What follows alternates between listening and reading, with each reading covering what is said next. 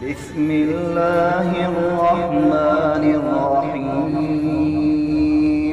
ألهاكم التكاثر حتى زرتم المقابر كلا سوف تعلمون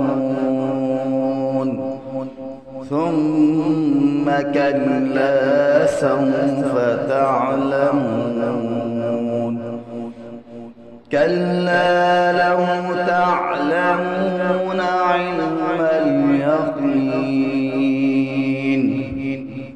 لترون الجحيم ثم لترونها عين اليقين ثم لتسألن يومئذ عن النعيم.